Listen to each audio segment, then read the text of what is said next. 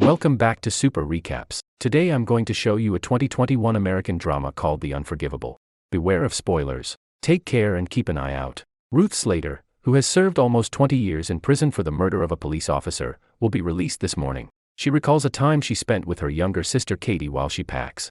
She notifies her of her release from prison in a subsequent letter. An overly protective family adopted Katie. She experienced several childhood traumas, which accounts for her constant paranoia and introspection. She suffers an accident that day while traveling on the highway when she collides with a car. Ruth sees Vince, her parole officer, who gives her a list of the 10 rules for prisoners released on parole. She responds that she already has a job when he says that finding a job is the most important thing, but he persists and hands her a business card for a fish company. In the meantime, Keith, the oldest child of the cop Ruth killed, follows her with the intention of exacting revenge. Ruth is brought home by Vince, where she is shown her room and given the hostel's rules. After Ruth's release, Keith meets his brother Steve at work to inform him that they should work together to exact revenge for their father's passing. According to Steve, he has a family to care for and won't take any actions that would endanger the future of his little child. He tells his brother that he doesn't want to get even and that he should let it go as well. Katie is rushed to the hospital, and her adoptive parents urge her to stay with them temporarily out of concern that Katie's past trauma might have been the catalyst for the accident, which may have been brought on by Ruth's release. Ruth thinks of her sister while she is in the hostel and tries in vain to locate her address. She fights with her roommate when she returns to find her roommate looking through her suitcase. A new family has moved into their former apartment, where the murder took place. She returns the next day to the location where she had previously worked as a carpenter. She phones the fish company and starts working there after the owner of her old job declines to hire her again. The first day after finishing work, she visits the library to look into her sister's adoption background before going to her old house. She remembers the day of the incident as she stands outside the house and watches the police surround it in an attempt to evict her and her sister. That day, she insisted that she wouldn't leave, and the cop eventually broke in and was shot. When the new owner John approaches her while she is inspecting the home, she explains that she was checking it out because she once worked there. John extends an invitation and introduces his wife Liz to her. All over the home, she reminisces about her times with Katie, completely forgetting that she had to catch the bus. John offers to take her home in his car. She finds out in the car that John is a pro bono attorney who also works as a trust fund attorney for corporations. John is informed of her need for a family lawyer. She explains her predicament to John, telling him she had written to her sister and just wants to know if she is okay. John chooses to assist her out of compassion. He offers her his card and requests that she give him a call. When Katie talks to her adopted sister, she admits that she occasionally experiences memories from her early years but is unable to identify them. Her sister advises that they try to track down the woman because Katie claims that she was always with a woman in the flashes, but Katie declines the suggestion. When Ruth approaches a construction site and asks a worker if she might work there, they respond that they are employed by an NGO and that there is not enough money to hire more people. The worker is surprised when she quickly constructs a stand and orders her to get to work.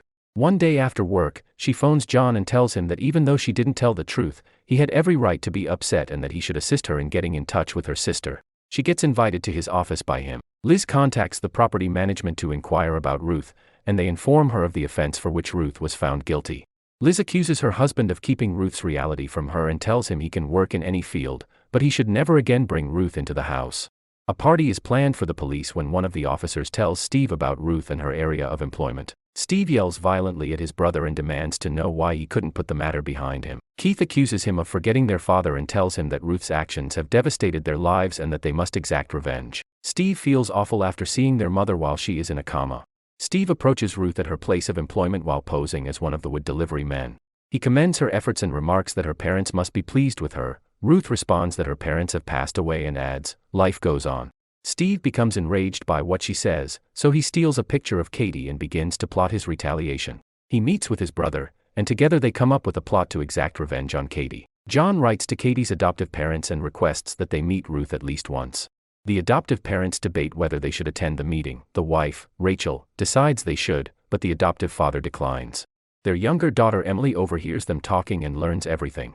The following day at the fish firm, Ruth is attacked by Patty, a coworker, after it is discovered that she is a cop murderer. To cheer her up, Vince takes her for a drive and informs her that Katie's parents have agreed to give her a meeting. Emily later searches the entire house for the letters Ruth wrote to Katie after her parents had left the house with Katie. They all show up to the scheduled meeting. Because Katie has dealt with many problems and deserves an opportunity to live a fulfilling life, according to Katie's father. He also asks that the court issue a no-contact order. They advise her not to try to get in touch with Katie because she doesn't remember her. When she inquires as to whether Katie has received her letters, they respond that Katie hasn't seen any of them, which infuriates her. Rachel informs her that none of her letters were destroyed as she leaves the office. All of the letters are located and read by Emily. Ruth eventually loses her cool and wrecks her studio. When Emily calls to ask to meet with her, they arrange a time to do so. Emily misses class to meet Ruth. Ruth explains to her that she wishes she had the chance to attend school but was unable to do so because her younger sister was too young. She claims that anything would have been done for her sister. Ruth learns from Emily that Katie was traumatized and has no memory of her. Before leaving Ruth, Emily informs her that she can go watch Katie at her piano recital at 4 o'clock in the afternoon. When Steve gets home, he witnesses his brother Keith having a sexual encounter with his wife. He beats him, storms out of there furiously, and rushes to his father's house to get a rifle. To find out if she can visit Katie, Ruth attempts to call John. She decides to go to John's residence after he doesn't answer his phone. Liz confronts her and orders her to leave her home after telling her that Ruth no longer has the right to see Katie because she killed the police officer and is now paying for her own wrongdoings. Ruth begs Liz in tears to assist her in getting in touch with John so she can see her sister. She yells that she saved Katie. Liz asks her what exactly transpired that day, and she replies that Katie killed the police officer but she took the blame for her younger sister because she was just 5 years old. Liz decides to accompany her to the recital. She recalls her last interaction with Katie before she was arrested as they pass the ice cream shop in the car. As they approach the destination, she gets a call from Steve, who has taken Emily because he thinks she is Katie. She is asked to meet Steve at a specific spot. When she gets there, she pleads with Steve to leave Emily and claims that Emily isn't to blame. She acknowledges regret and assumes Steve is the son of the deceased police officer. His father, according to her, was a kind man. Outside, Liz makes a police call.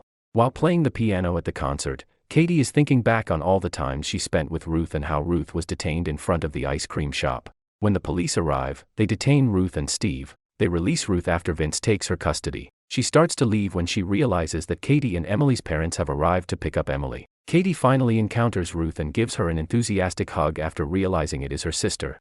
The end. Thanks for watching. If you want to see more videos like this, subscribe. To support the channel, turn the notifications on and leave a like.